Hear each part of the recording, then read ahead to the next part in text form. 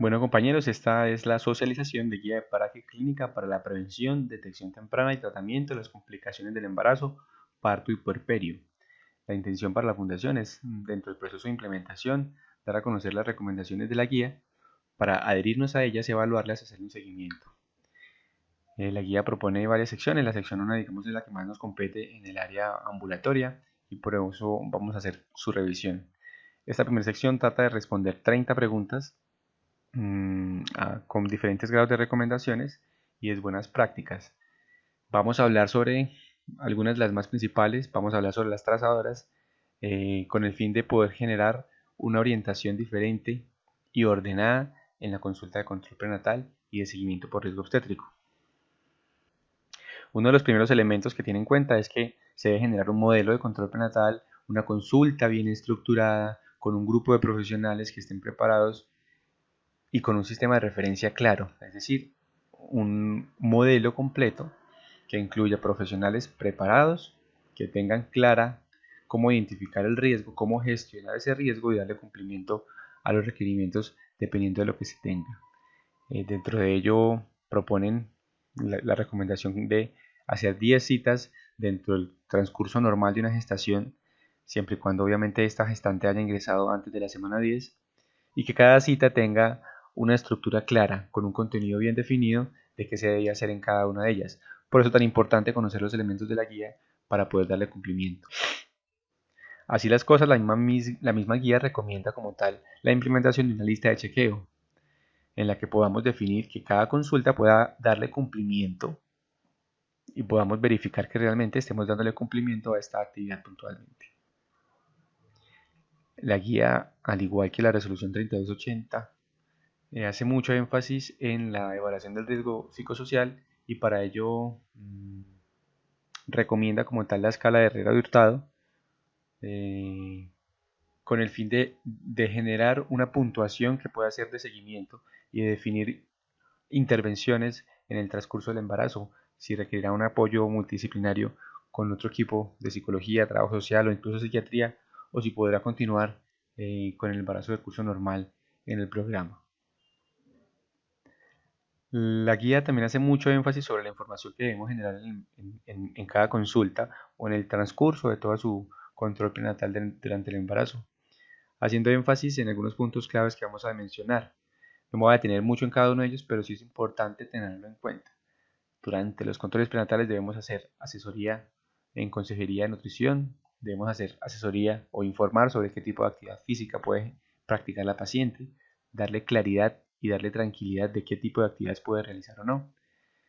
Informar claramente sobre el curso de preparación del embarazo que cada una de las IPS en el primer nivel igualmente genera y que Fundación Participar igualmente genera espacios en los que se puede educar a la gestante.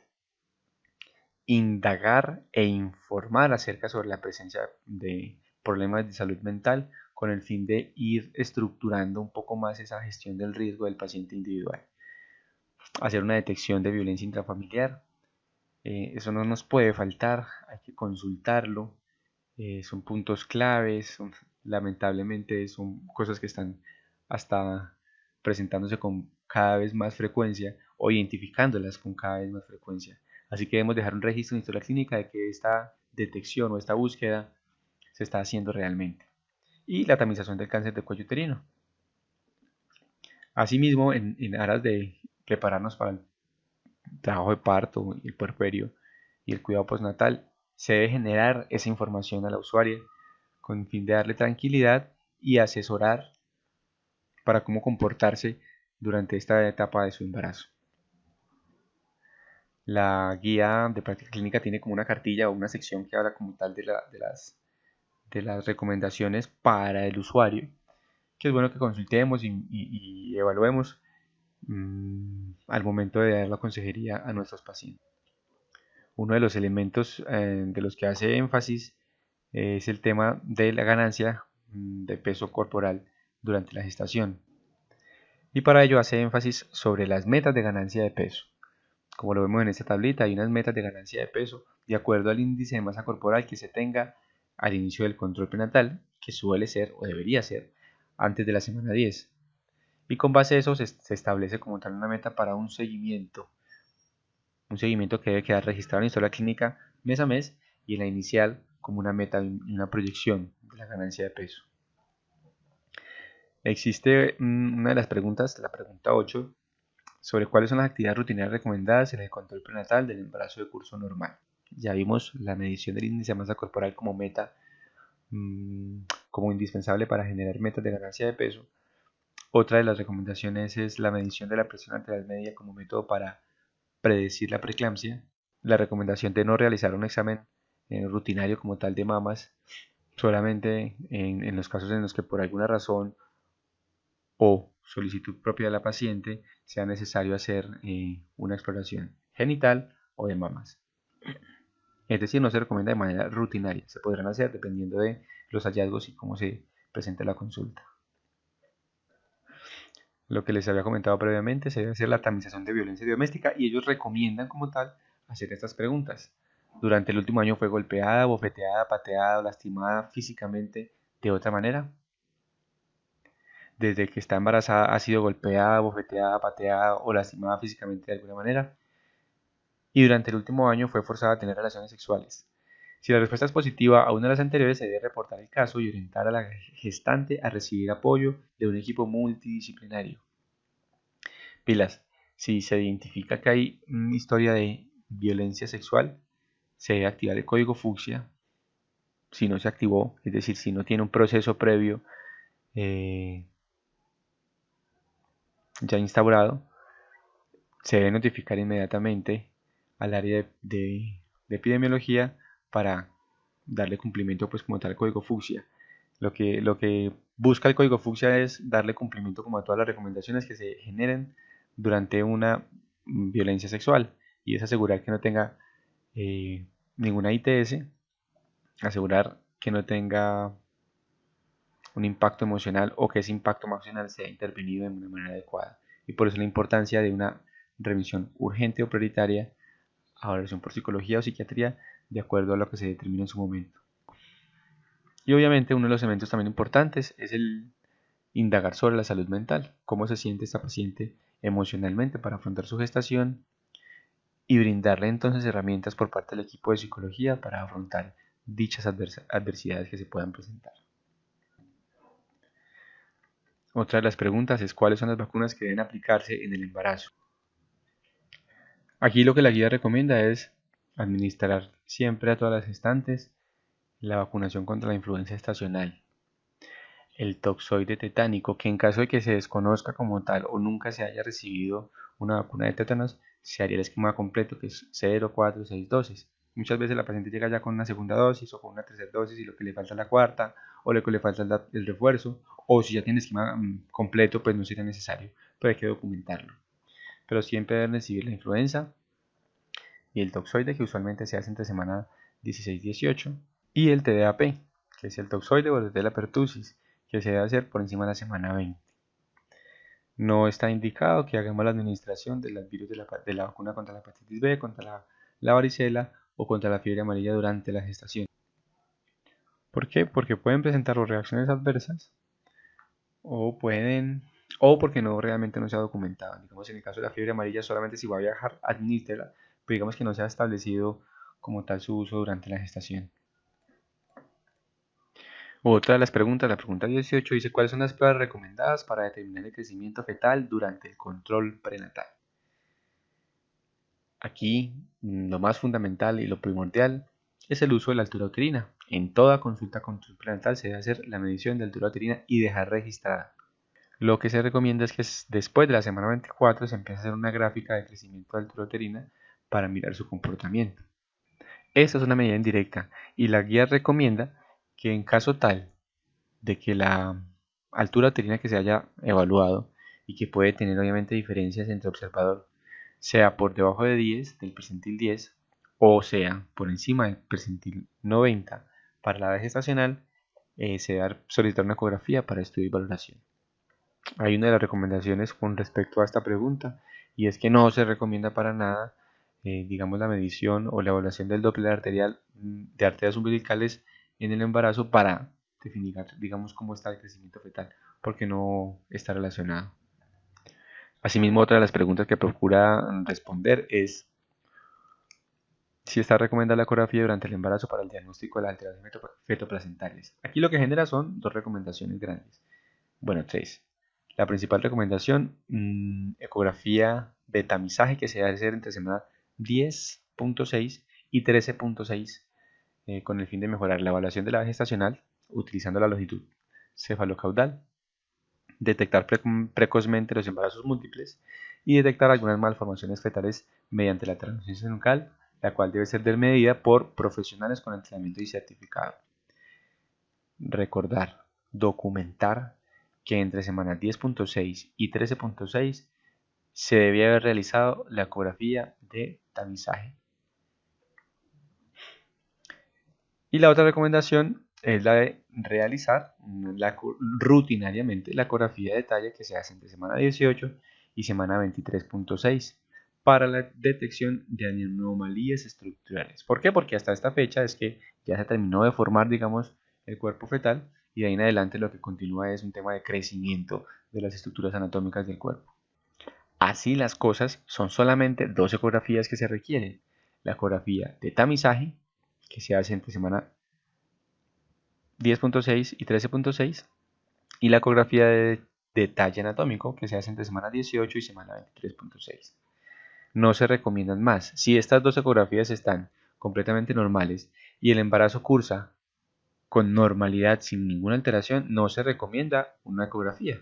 Y por eso una de las recomendaciones lo refuerza. No se recomienda la ecografía rutinaria después de la semana 24 de gestación de gestantes de embarazo de curso normal.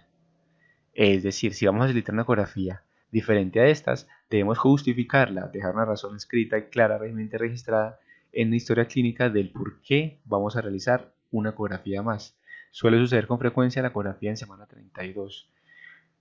Con base en lo que la guía de práctica clínica recomienda, no se deben hacer más ecografías si uno, las ecografías han estado normales y dos, estamos frente a un embarazo de curso normal. Bueno, otra de las preguntas es ¿cuándo está recomendada la consejería nutricional durante la gestación? La guía recomienda que al momento de la inscripción al control prenatal se haga como tal la valoración por nutrición, con el fin de establecer un diagnóstico nutricional y un plan de manejo si es necesario. Se recomienda generar intervenciones basadas en actividades físicas y asesoría nutricional, motivar a la gestante a una alimentación adecuada y a una actividad física regular. No se recomienda para nada, digamos, la prescripción de complementos nutricionales, ni dietas hipocalóricas o hipercalóricas, y solo recomienda el uso de suplemento proteico energético en las gestantes de alto riesgo porque tengan alguna desventaja, es decir, mujeres que estén con malnutrición o riesgo de inseguridad alimentaria.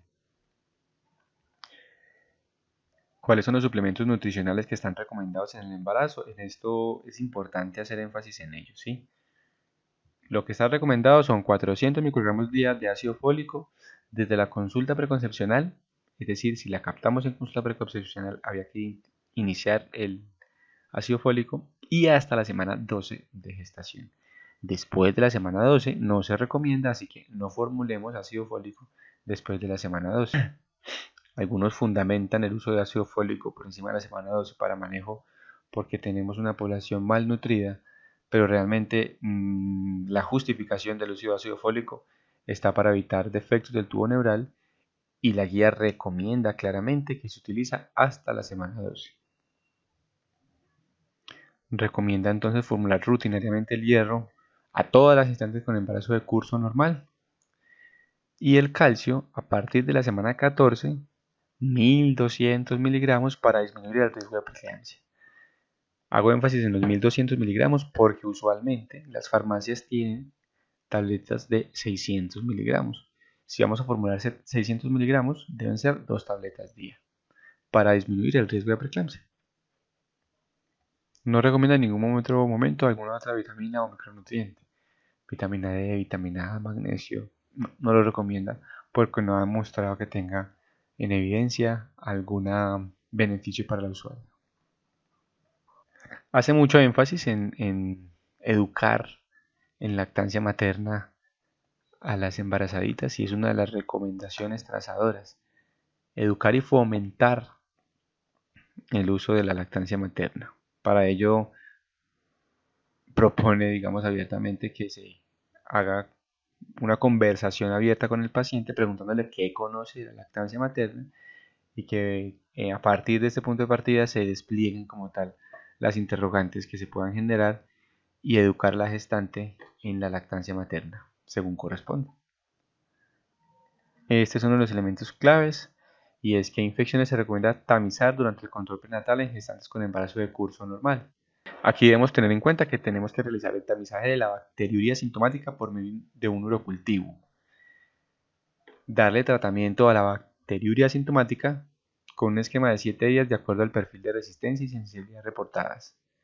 Realizar un seguimiento con urocultivo a las pacientes que reciben tratamiento para bacteriuria sintomática. Y no se recomienda que se siga haciendo el tamizaje de la bacteriuria sintomática en las gestantes que hayan tenido ya previamente un urocultivo negativo.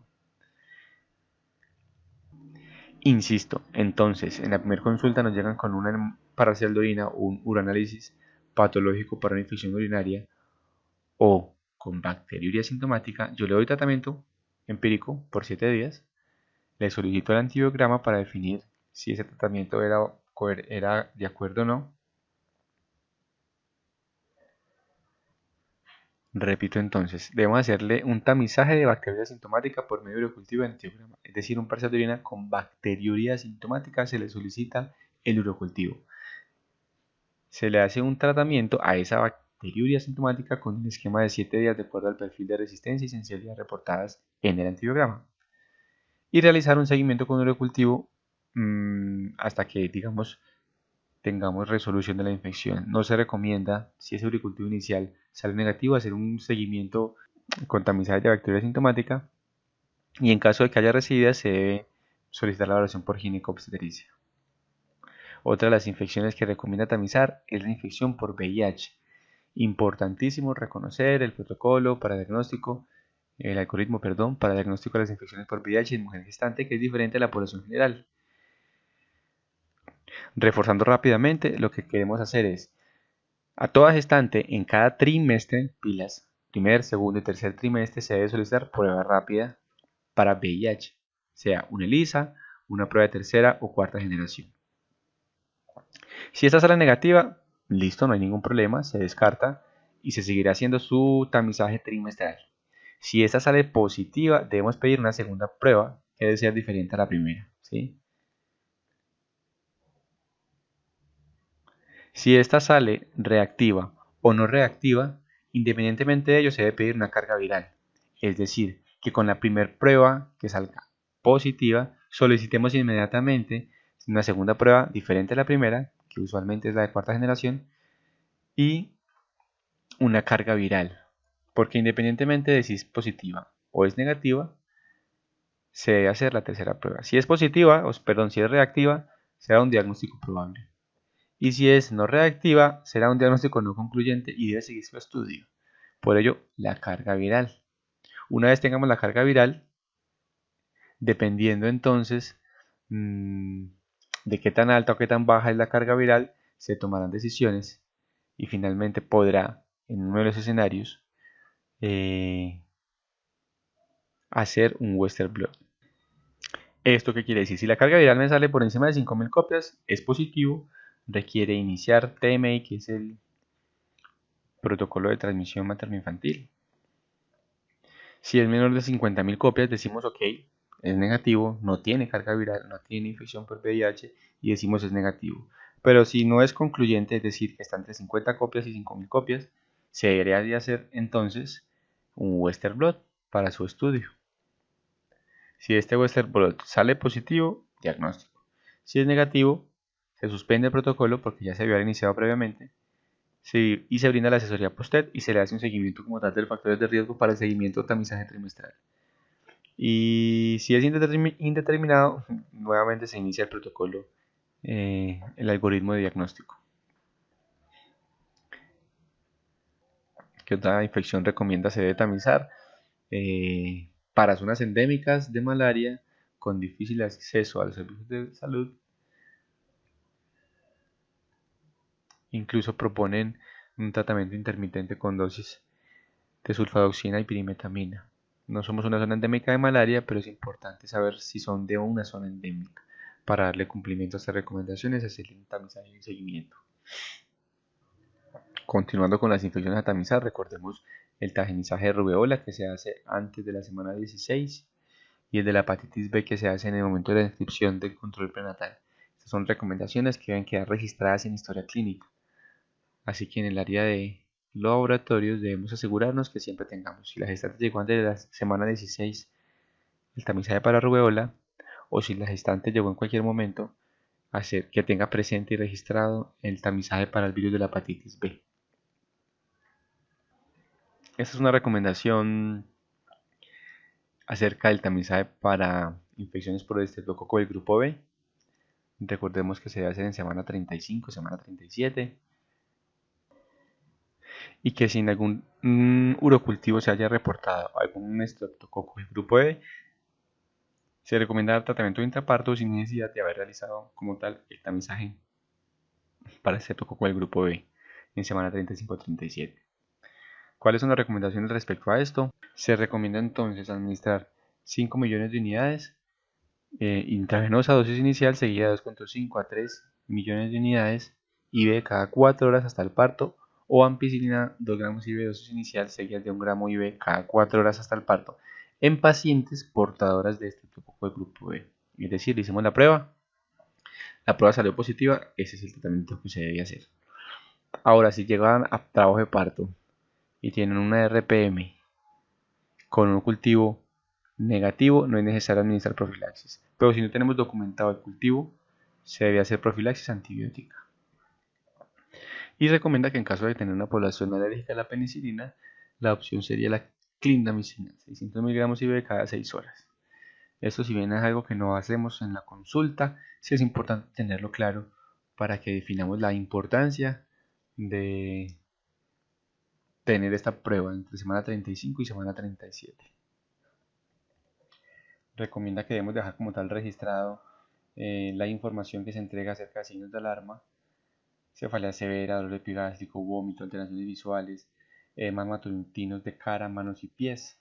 De presentarse esto debe tener claro la paciente que debe consultar por urgencias para que se haga una evaluación integral de la paciente. Advertir claramente a la gestante que si llega a presentar por alguna razón sangrado durante el embarazo, requiere valoración por urgencias para definir diagnóstico y manejo, y no esperar a la consulta próximo control prenatal para indagar acerca de ello. Insiste en que si presenta aumento de la sensación del dolor, que presente pérdida de movimientos fetales o sangrado vaginal, debe acudir inmediatamente a valoración por urgencias. Advertir que si presenta debilidad, cansancio fácil y sensación de vértigo, puede estar relacionado con anemia, y por eso la importancia de tamizar la anemia al ingreso y en semana 28. Advertir sobre la presencia de picos febriles, síntomas respiratorios o síntomas urinarios, para que la paciente pueda identificarlos como alteraciones durante la gestación y notificarlos en cada uno de los controles. Dentro de las pruebas que propone como para identificación del riesgo está el hemograma, que se debe hacer al principio de la gestación y en semana 28. Hace énfasis en que si tenemos una hemoglobina por debajo de 10, esas hemoglobinas deben ser estudio de investigación y tratamiento con suplexia de hierro para identificar cuál es la causal y generar pues como tal el correctivo. Existen algunas pruebas como tal para el tamizaje de parto pretérmino, pero que la guía como tal en embarazo de curso normal no recomienda, pues no han demostrado que tenga un efecto benéfico durante el control prenatal. Y otra de las pruebas que recomienda es el tamizaje de la diabetes gestacional, que se debe hacer en semana 24 y 28 con la prueba de tolerancia oral a la glucosa con 75 gramos de carga y 3 tomas de glicemia, la basal o la que es en ayunas, 1 hora y 2 horas. Si presenta desviación de aquí en adelante, el diagnóstico de diabetes gestacional. La guía como tal manifiesta dentro de las recomendaciones que no se recomienda el tamizaje de diabetes gestacional usando glicemia basal ni uroanálisis para detección de glucosa.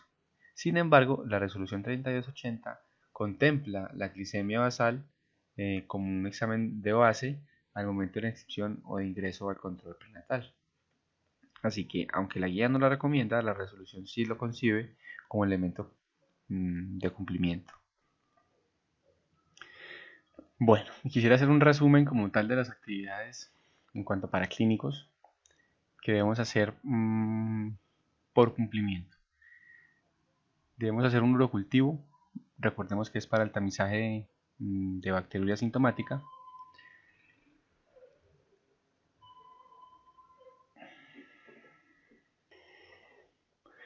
Bueno, y quiero que hagamos como un resumencito de los exámenes y paraclínicos que se deben hacer durante el control de embarazo.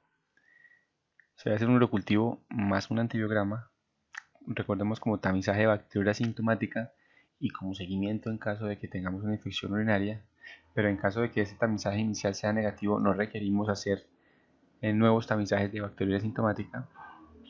El hemograma que se hace siempre al principio de la inscripción del control prenatal y se debe hacer en semana 28 para seguimiento, la hemoclasificación para identificar el riesgo de su inmunización, la glicemia basal, que aunque la guía de práctica clínica no lo recomienda, sí está dentro de la resolución 3280, el VIH, que en la guía inicialmente se decía hacer inicial en el primer trimestre y al final del trimestre, la 3280 nos hace énfasis en que debe ser trimestral y recordar muy bien el protocolo de diagnóstico para VIH.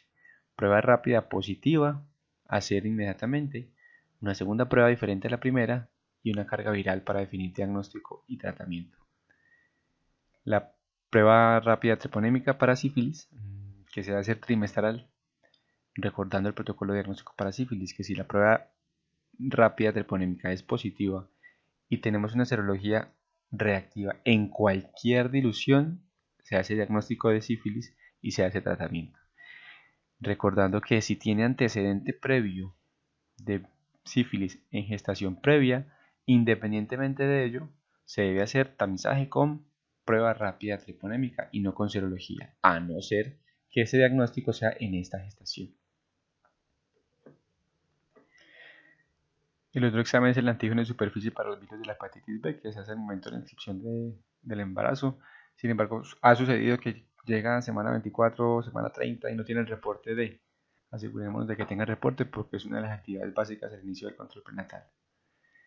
El tamizaje para rubeola, el tamizaje para toxoplasma IgG y IgM, que ya todos conocemos. Si IgG y IgM son negativas, se debe hacer un seguimiento mensual con IgM. Si la IgG es positiva y la IgM es positiva, se hace diagnóstico. Si está antes de la semana 16, se hace un IgG avidez, o si es mayor, un IgA para su diagnóstico. El tamizaje para cáncer de cuello uterino con la citología cervicovaginal, el tamizaje de estreptococo de grupo B en semana 35 a 37, la prueba de tolerancia a la glucosa, que así la denominan como tal en la guía y en la resolución, PTOG con 75 gramos y 3 tomas de glicemia en ayunas, a la hora y a las 2 horas en semana 24-28, y las ecografías, que son solamente dos, la de tamizaje entre semana 10.6 y 13.6 y la ecografía de detalle que se hace entre semana 19 a 24. Digamos que eso es lo que queríamos comentar en este video. Señalar los puntos claves como tal de la guía de práctica clínica que van como muy de la mano del cumplimiento de la 3280 y a los lineamientos de los contratos institucionales. Espero sea una herramienta valiosa de consulta y de seguimiento. En este videito lo que hicimos es como mostrar elementos claves, sin embargo hay que reforzar el tema de la calidad de los registros en historia clínica y dejar evidencia realmente de que cada una de estas actividades se haga, pero dejar la evidencia escrita en la historia clínica. Insisto, espero que haya sido una herramienta útil y que puedan utilizar y consultar cuando sea necesario.